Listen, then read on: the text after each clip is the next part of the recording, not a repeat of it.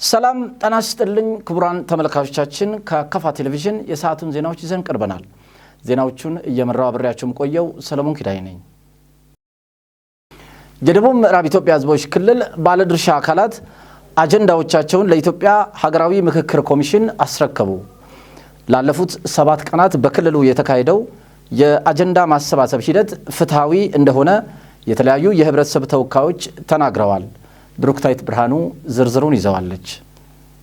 ሀገራዊ ምክክሩ ለውጥ ይዞ ይመጣል የሚል ተስፋ አለኝ። ኢትዮጵያ የምትፈልጋቸው እንትኖችን መልስ ይኖራል። ማህበረሰባችን የሚፈልጋቸው ጥያቄዎች አሉ። እነዛ ጥያቄዎች ደግሞ መልስ ያገኛሉ ብዬ የሚል ተስፋ አለኝ። ሀገራዊ ምክክር ኮሚሽንም ሀገራዊ ጉዳዮችን በማንሳት እንደ ሀገር የመምሩን ጥቅም ለማስከበር ከዚህ በፊት የነበሩትን ስርዓቶች በማንሳትና ዛሬ ላይ ተሻሽለው ነገ ለመምሩ መልካም ነገሮችን ለማስቀመጥ ምንድነው የሚታሰበው የሚለውን ሀገራዊ ቋንቋን በመያዝ በሀገራዊ እንድምታ ምላሽ የተሰጠበትና ድባቡም ትላንትና የነበረው ድባቡም ሁሉም ከየመጣበት አካባቢ ሐሳቦችን በማቅረብ ሀገራዊ በማድረግ የመምራን ጥቅምን ከማስከበር የሀገራዊ ምክክር ኮሚሽን ትልቅ ነገሮችን ይዞ ይመጣል ተብሎ ይታሰባል። በጣም ደስ የሚል አካታች የሆኑ ሐሳቦች የሚነሱበት እና ሀገራዊ ምክክሩ በጣም እጅግ በጣም ደስ የሚል ነው። የበለጠ ተጠናክረን እንደምንሰራ ችግሮችን እንደምንቀርፍ በችግሮች ላይ መፍትሄ እንደምናመጣ በምክክርና በውይይት ነገሮችን መፍታት የምንችል መሆናችን በጣም ደስ የሚል ሐሳቦች ናቸው የተነሱ። ምክክር ኮሚሽን ዛሬ እንግዲህ እዚህ መደረጉ ለሀገራችን ዘላቂ ሰላም ትልቅ መሰረት ያለ አጀንዳ ነው። እዚህ ጋር ከአሳታፊነቱ አንፃርም ከየማህበራዊ መሰረቱ ከ10 ማህበራዊ መሰረት ሁሉም ማህበረሰቡን የወከለ ሰው እዚህ መገኘቱ አንደኛ በየአካባቢው እንደ ሀገር የሚፈጠሩ የሰላም ላይ የሚፈጠሩ ችግሮች፣ ግጭቶች፣ እርስ በርስ የሚፈጠሩ ችግሮችን በአንድነት አስተሳሰብ ለመፍታት የጋራ የሆነ አጀንዳ ፈጥሮ ሀገራዊ ሰላምና አንድነትን ህብረ ብሔራዊ አንድነትና ወንድማማችነትን ለማረጋገጥ ትልቅ አጋዥ ስለሆነ እዚህ ጋር የሚሳተፉ ሰዎች ከግል አጀንዳ ወጥቶ ከግል አስተሳሰብና ፍላጎት ወጥቶ ሀገራዊ አጀንዳዎችን እንደ ኢትዮጵያ አንድ የሚያደርጉን ጉዳዮች ላይ በጥላቻ ሳይሆን በፉክክር ሳይሆን በሙግት ሳይሆን በምክክር እርስ በርስ በመተሳሰብ ያለውን ችግር ደግሞ በአካባቢ ሰዎችና በአካባቢ መዋቅሮች በወንበር ዙሪያ እየተወያዩ ለችግሩ የመፍትሄ አካል የሆኑ የሚሄዱ ከሆነ እንደ ሀገር አንድ የሆነ አስተሳሰብና አንድ የሆነ ማህበረሰብ አሁን እንደ መንግስትም የታቀዱ የብልጽግና መሪዎችን የሴቶችን ሁሉ አሳክተን ሀገራዊ ብልጽግና ለማረጋገጥ መርጠው ማለት ነው። ሂደቱን እንዴት አገኙት? ሂደቱን ያየሁት በጣም ከበፊቶቹ የተለያዩ ስብሰባዎችን እካፈላለሁ። ይሄ በጣም ዲሞክራት ነው። ሁለተኛ አሳታፊ ነው።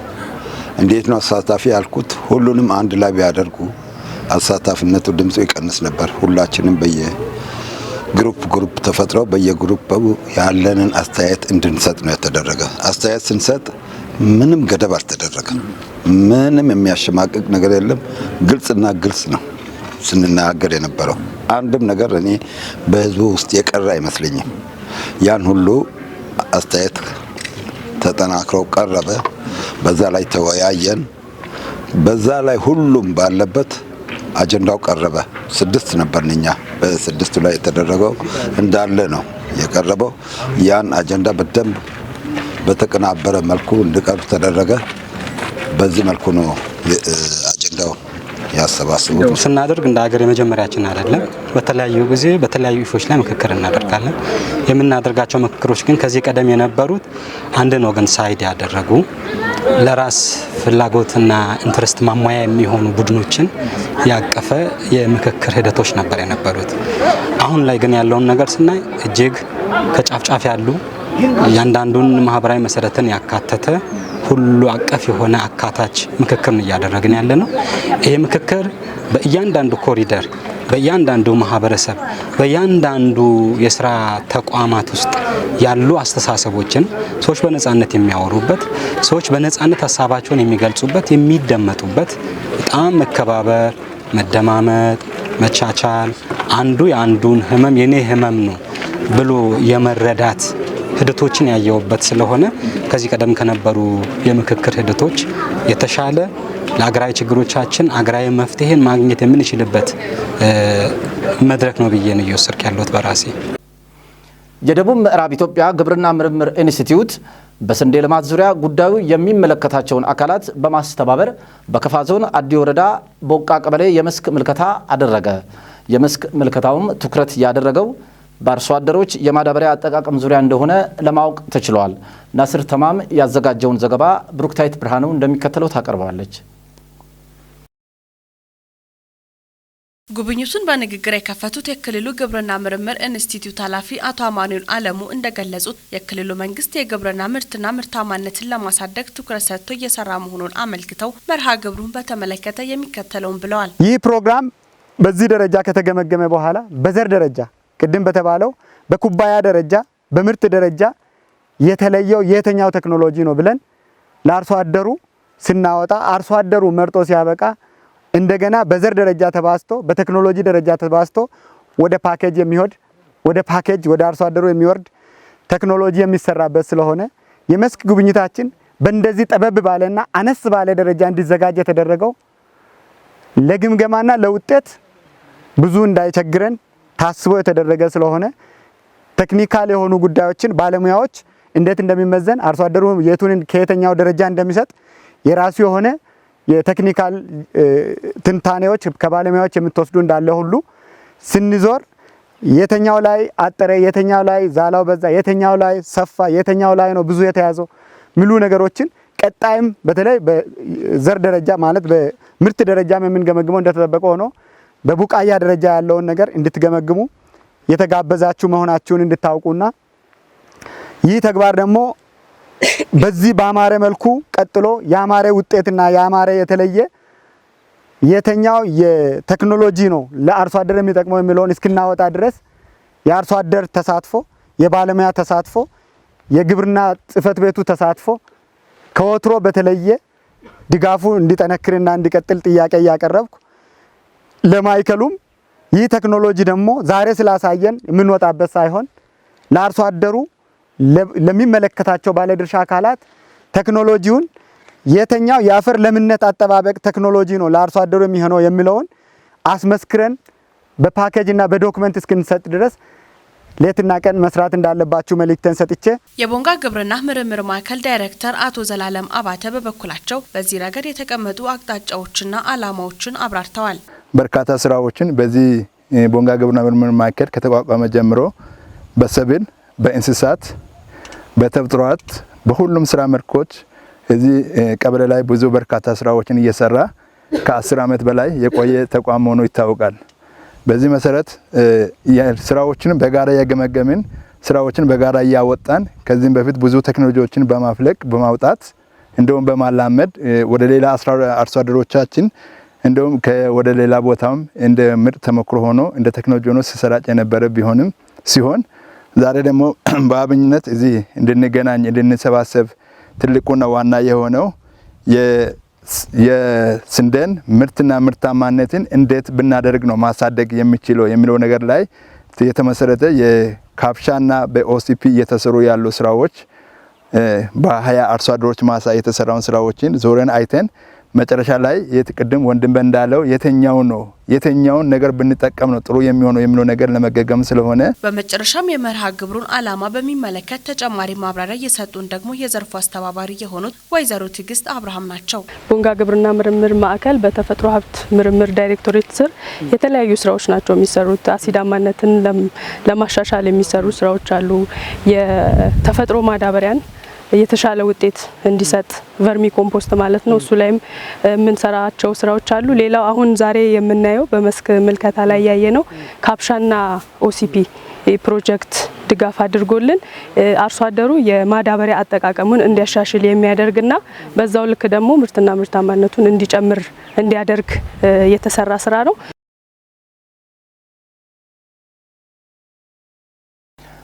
ብልጽግና ፓርቲ አካታችና ወንድማማችነት ላይ መሰረት ያደረገ ፓርቲ በመሆኑ ብቃት ያላቸውና ጠንካራ ተቋማትን በመፍጠር ጠንካራ ሀገረ መንግስት መገንባት ያስፈልጋል ተባለ።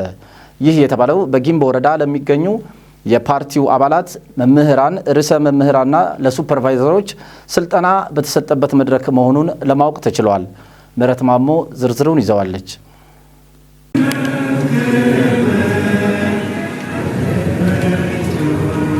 የህልም ጉልበት ለምርታዊ እድገት በሚል መርህ የተጀመረው የስልጠና መድረኮች ተጠናክሮ ቀጥለዋል። በዚህም የጊምቦ ወረዳ በወረዳ ውስጥ የሚገኙ የፓርቲ አባላት ለሆኑ ከ460 በላይ መምህራን፣ ርዕሰ መምህራንና ለሱፐርቫይዘሮች ስልጠና ሰጥቷል። ስልጠናውን ከተሳተፉት መምህራን መካከል ያነጋገርናቸው ከስልጠናው ገንቢ ሀሳቦችን መያዛቸውን ተናግረው ይህንንም እስከታች በማውረድ ጥሩ ውጤት እንደሚያስመዘግቡም ተናግረዋል። ምሁሩ ከራሱ የሚጠበቅ አንዱ ያው ከማህበራዊ ዘርፍ አንዱ ከማህበራዊ ችግሮች ከምንለው አንዱ የትምህርት ጥራት ነው።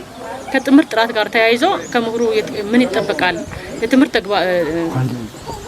ግብዓቶችን በማሟላትና ጥራት ያለውን ትምህርት ለትውልድ በማሳለፍ ረገድ ከምሁሩ ብዙ ነገር እንደሚጠበቅ ብዙ ነገር ስልጠናን ወስደናል።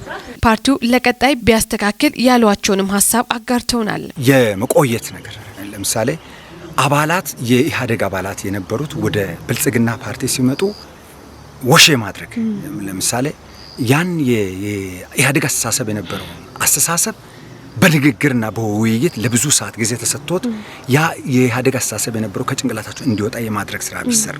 ምክንያቱም ምንድነው እስከ ታችኛው አባል ድረስ ቢወጣ ምክንያቱም እየፈረጁ ያሉት ምንድነው ትላንትም ራሱ ነው ዛሬም ራሱ ነው።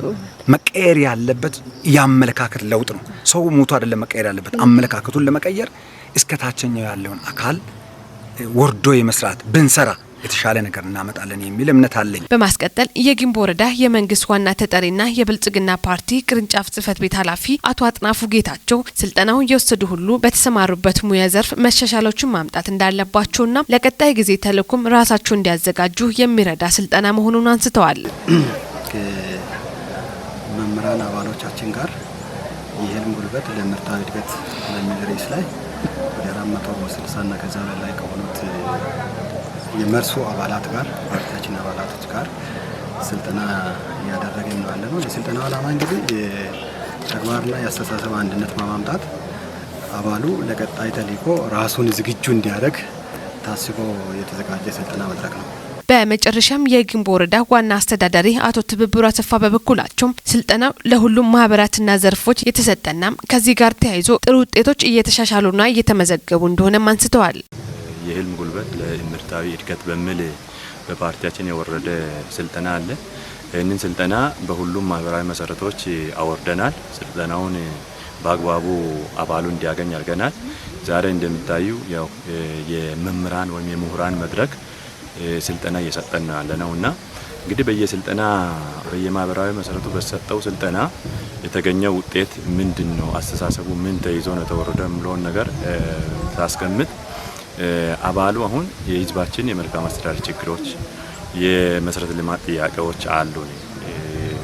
ይሄንን ደግሞ አገልግሎት ይሄንን ስልጠና ይዘን ማሳለጥ አለብን። የተሻለ አገልግሎት መስጠት አለብን። እንደ ፓርቲ አባልም ግንባር ቀደም ሆነን ሌሎች ደጋፊዎችንም በዚህ ልክ ከጎናችን አድርገን በአካባቢያችን በወረዳችን የተሻለ ውጤት ማስመዝገብ አለብን የሚል ነገር ነው የተያዘው። ዛሬም አሁን እንደሚታዩ ያው ከመምህራን ጋር የምንግባባው ምንድነው የስልጠናውም ዋና አላማ ያደረግን ያለ ነው ከመምህር የሚጠበቀው ሌሎች ልማቶችን የመደገፍ ሌሎች ልማቶችን በአስተሳሰብ በእውቀትም የመደገፍ ግዴታ አለበት እንደ ዜጋ። ከዛ አልፎ ደግሞ ትልቁ ኃላፊነት የተሻለ ተማሪ ማውጣት ነው ማለት ውጤታማ ማድረግ ነው ተማሪ። ስለዚህ ይሄንን ደግሞ በትምህርት ስብራት ጋር ተያይዞ ተማሪን እንዴት ነው ውጤታማ የምናደርገው፣ የማን ችግር ነው፣ የአንበሳውን ድርሻ መውሰድ የሚገባው ማን ነው የሚለውን ነገር ምናልባት የትምህርቱ ባለድርሻ ብዙ ስለሆነ ማለት ነው ትልቁን ድርሻ የሚወስደው መምህር ነው። ሌሎች ባለድርሻ አካላት እንደተጠበቀ ሆነው ስለዚህ ይሄንን እንደሚወጡ ያው በአስተያየታቸውም በስልጠናው አያይዘው ሰጡበት ሁኔታ አለ። ይሄን አጠናክረን እንሄዳለን። ከዚህ እንግዲህ ስልጠናውን የጀመርንበት ያው ሳምንት አልፏል። ግን ቀድሞ አሁን የሰለጠኑ ፐብሊክ አለ፣ የአርሶ አደር ወይም ታች ቀበሌ ነዋሪ አለ። ይሄ አሁን በሰለጠኑት ልክ በአዲስ አስተሳሰብ በስልጠናውን ተከትሎ እንዴት ይሄዱ ናቸው የሚለውን ነገር እያየን ነው። ከፐብሊክ አንጻር ያው እቅዳቸውን ዳግም አይተው ከስልጠናው ከዚህ ከህልም ጉልበት ጋር የሚለውን አያይዘው እንዴት አድርገን ነው የምናልመው፣ እቅዳችን ምን ይመስላል የሚለውን ነገር አይተው የሚሄዱበት ሁኔታ አለ። ታች በአርሶ አደር ማህበራዊ መሰረትም ስናይ በተለይ ከወቅታዊ አዝመራ ጋር አያይዘው ከዚህ ከስልጠናው ጋር አያይዞ ደግሞ የበለጠ ውጤት ከበፊቱ በተለየ መልኩ እንዴት ውጤታማ መሆን አለብን የሚለውን ነገር የሚሄዱበት ሁኔታ አለ። ይሄን ደግሞ ከስልጠና ወዲህ የመጣው ለውጥ ምንድነው ብለን ነው እየገመገምን ያለ ነው። ያው በተለይ አሁን የበጋ ስንዴ ኢኒሼቲቭ አለ። ይሄን የበጋ ስንዴ ደግሞ ከአምና ወደ 154 ሄክታር አካባቢ ነው ያለማ ነው። ከዛ በአንድ ሄክታር ወደ 23.5 ኩንታል ተገኝቷል ሀማኒ ላይ ማለት ነው። ስለዚህ አሁን ደግሞ ምርታማነትን መጨመር አለብን፣ ማሳውን ማስፋት አለብን ብለን በአርሶ አደር በተደራጁ ወጣቶችና በአካባቢ ያሉ በዛ ዘርፍ የገቡ በሰብል የገቡ ባለሀብቶች ጋር ሰፊ መድረክ ፈጥረን ተግባብተን አሁን ወደ ተግባር የገባንበት ሁኔታ ከስልጠና ማግስት የመጣ ለውጥ ነው ብለን ነው የምንወስደው። በግብርናው ዘርፍ አርሶ አደሮች በዘላቂነት ተጠቃሚ እንዲሆኑ በትጋት መሰራት እንዳለበት የከፋ ዞን ዴቻ ወረዳ አሳሰበ። በከፋ ዞን ዴቻ ወረዳ ግብርና አካባቢ ጥበቃና ህብረት ስራ ልማት ጽሕፈት ቤት በኤፍኤስአርፒ ድጋፍ በተዘጋጀው የ2017 ዓ.ም የበጋ መስኖ ልማት ንቅናቄ መድረክ ተካሂደዋል። ከወረዳው መንግስት ኮሚኒኬሽን ጽሕፈት ቤት ለተገኘው ዘገባ ቤተልሔም መምሩ። በመድረኩ የመክፈቻ ንግግር ያደረጉት የዴቻ ወረዳ ዋና አስተዳዳሪ አቶ ወንዱ አደመ አሁን እየተስፋፋና ከመቼውም በላይ በመነቃቃት ላይ የሚገኘውን የግብርናውን ዘርፍ ይበልጥ በማዘመን አርሶ አደሮችን እንዲሁም ሸማቹን የህብረተሰብ ክፍል በዘላቂነት ተጠቃሚ እንዲሆኑ ሁሉም በትጋትና በቁርጠኝነት መስራት ይጠበቅበታል ብለዋል። ህገወጥ የንግድ እንቅስቃሴዎችን ለመከታተልና ለመቆጣጠር የተቋቋመ ግብረ ኃይል መጠናከር እንዳለበት ያሳሰቡት ዋና አስተዳዳሪው እንደ ወረዳችን በተለያዩ አካባቢዎች ኩራት የሆነው ቡናችን መንግስትና ህብረተሰቡን በሚጎዳ መልኩ በህገወጥ መንገድ እየወጡ ስለሆነ መንግስት ክትትልና ቁጥጥር እያደረገ እንደሚገኝ ገልጸዋል። ህብረተሰቡም ከመንግስት ጎን በመሆን ህገወጥ ግብይት ላይ ክትትል ማድረግ እንዳለባቸው ጠይቀዋል። አርሶ አደሩ ምርትና ምርታማነትን ሲያረጋግጥና ግብርናውን ሲያዘምን የላቀ ውጤት ማስመዝገብ ይቻላል ያሉት ደግሞ የወረዳው ግብርና አካባቢ ጥበቃና ህብረት ስራ ልማት ጽሕፈት ቤት ኃላፊ አቶ ወንድሙ ወልደ ናቸው። በዚህ የበጋ መስኖ ስራ የሌማት ትሩፋት ስራዎች ትኩረት ተሰጥቶባቸው እየተሰራ መሆኑን ተናግረዋል። በእለቱም የወረዳው የመንግስት ዋና ተጠሪና የብልጽግና ፓርቲ ቅርንጫፍ ጽሕፈት ቤት ኃላፊ አቶ አስራትን ጨምሮ የሚመለከታቸው የግብርና ባለሙያዎችና ባለድርሻ አካላት የመድረኩ ተካፋይ እንደነበሩ ተገልጿል። ኢትዮጵያ ለአፍሪካ አህጉራዊ ነፃ የንግድ ቀጠና መሰረት የሚጥሉ የኢኮኖሚ ማሻሻያዎችን እያደረገች መሆኑ ተገለጸ። ኢትዮጵያ የሀገር በቀል ኢኮኖሚና የማክሮ ኢኮኖሚ ፖሊሲ ማሻሻያዎችን በማድረግ ለአፍሪካ አህጉራዊ ነፃ የንግድ ቀጠና ትግበራ ገንቢ ሚና እየተጫወተች መሆኑን የኢፌዴሪ ፕሬዝዳንት ታዬ አጽቀሥላሴ ገልጸዋል። ከኢቢሲ ላገኘነው ዘገባ ቤተልሔም መምሩ።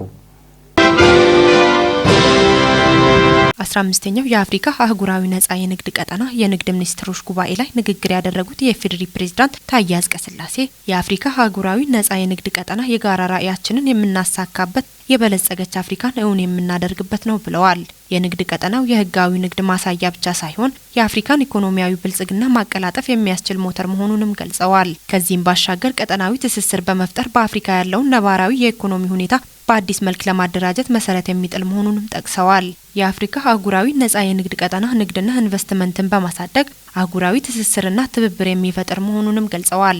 ነፃ የንግድ ቀጠናውን ገቢራዊ ለማድረግ ውይይት ሲደረግ መቆየቱን ገልጸው በፍጥነት ተግባራዊ በማድረግ ቀጠናዊ ትስስሩን ማቀላጠፍ ይገባልን ብለዋል። የአፍሪካ አህጉራዊ ነፃ የንግድ ቀጠና ከንግድ ቀጠናነት ባለፈ የአፍሪካ ዘላቂ እድገት ማረጋገጫ መሆኑን በመግለጽ እንደ አህጉር 1.4 ቢሊዮን አፍሪካውያንን የበለጠ በማስተሳሰር ፈጣንና ወደ ብልጽግና የሚያሻግር ኢኮኖሚያዊ እድገት ማረጋገጥ ያስችላልን ብለዋል። የአፍሪካ ህብረት አጀንዳ 2063ና የዘላቂ ልማት ግቦችን ለማሳካት የምግብ ዋስትናን ለማረጋገጥና ድህነትን ለመቀነስ ወሳኝ መሆኑን ጠቁመዋል። ኢትዮጵያ ሁለተኛውን የሀገር በቀል ኢኮኖሚ ማሻሻያና የተሟላ የማክሮ ኢኮኖሚ ፖሊሲ ተግባራዊ በማድረግ ለውጭ ኢንቨስተሮች ምቹ ሁኔታ ፈጥራለችም ብለዋል።